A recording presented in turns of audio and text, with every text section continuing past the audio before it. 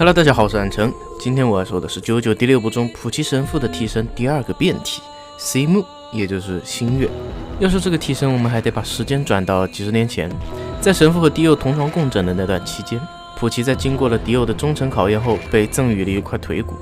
这块吸血鬼的腿骨后来在绿海豚监狱内吸收了30多个罪大恶极之人的血肉精华，而化为一种半人半植物的婴儿，也就是俗称的绿色婴儿。这个生物的替身呢，我们下一期视频会讲到。而神父在和绿色婴儿进行融合后，替身便进化为了星月。一个人只能拥有一个替身，像是安梅鲁班被附身的时候，或者说是老东西被猎人附身的时候，都是处于特殊被攻击状态，而回音和牙都是可以自由切换形态的替身。至于神父的白蛇，在进化到了星月之后呢，白蛇的能力便不能再发动了，白蛇也彻底的消失了。他的替身就是星月。星月的能力呢，根据剧情推进是逐步掌握重力，直到影响时间。根据荒木宇宙以及现实宇宙的一些物理现象，重力越大的物体附近的时间流速越慢。通过星月对重力的掌控与剖析，神父对替身才完成了第3次进化。被动技能范围 AOE， 约半径3公里内反转深周的一切重力矢量。我们画图理解，在星月发动之前，这3公里内的重力是以地心为最大点，而发动之后呢，是以神父的反向为最大点。如果说你从天上垂直往神父身上掉落，那么一旦进入了星月范围后，便会反向弹出，进来的速度多大，回去的速度就有多大。换句话说，星月的范围内将地球的重力从地心扯出来，并且包裹在了它的能力穹顶之外。如果你想强行理解为穹顶的吸扯力，或许也可以，然而这其实并不是星月的主动效果，而普奇的被动效果呢，就是可以站立于任何固定物体的表面，墙壁上天花板上都可以。因为神父就是星月范围内的反重力之星，相当于逆向银河的任意物体。至于没有搞懂的观众呢，你可以这么理解就行了，神父在范围内想去哪就去哪，不受自己替身被动效果的影响，并且可以站在任何地方，重力矢量就是随他掌控了。主动技能反转攻击，星月可以通过主动触碰物体而将物体由内而外的翻转。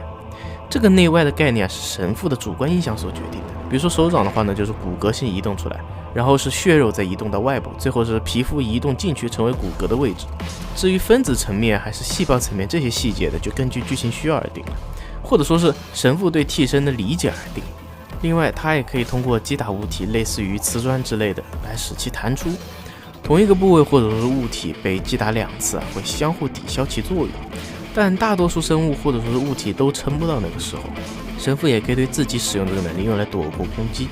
同时它不会受到该能力的伤害效果。在融合绿色婴儿的时候，星月其实并未完全成长，融合的过程中神父依旧经历了天气决战，甚至当时还能完全的使用白蛇的能力。不过在这个时候，星月能影响时间的能力就已经展现出来了。很多细节表示，替身在未完全被本体掌控的时候，是会出现很多能力外的效果，比如说跑得老远去拿来一大堆东西的白金之星，你再比如说反伤能力的黄金体验。星月在正式成型之前，也可以无意识的将神父双手触碰到的一切东西的一部分给加速时间流速。你像婴儿的一半会变为成年人，一半的手鸡蛋的一部分手表等等等等。星月的造型内部是白蛇，而外部呢则是参考了白蛇的装饰和绿色婴儿的配色，以及诡异的造型和眼睛等等。替身面板破坏力0。出奇的这不像之前一样的是5，而是0。实际上星月有出拳类似的动作，只不过一旦其接触到物体之后该物体便会立即受到替身能力的影响。所以说其破坏力0是肯定没错的，但是它破坏物体的潜力可以说是无穷的，一切物体都无法在其面前保持完好。自然了，没有内外的东西呢就例外，你比如说莫比乌斯环，或者说是蓝银瓶只不过这个内外如果说是神父再严谨一些，从分子层面来说依旧是可以破坏这个东西的。持续力、精密动作、成长性3问号替身。这个替身荒木老师是持续让它出现在了漫画的篇幅之中，但持续力依旧是给的问号。精密动作呢，根据徐伦的描述，可以在毫厘之间躲开他的攻击，并且完成触碰，非常的恐怖。而成长性呢，作为第6部终极替身的前奏，星月的能力才刚刚被开发而已，其出场时间不到1天便强力无比。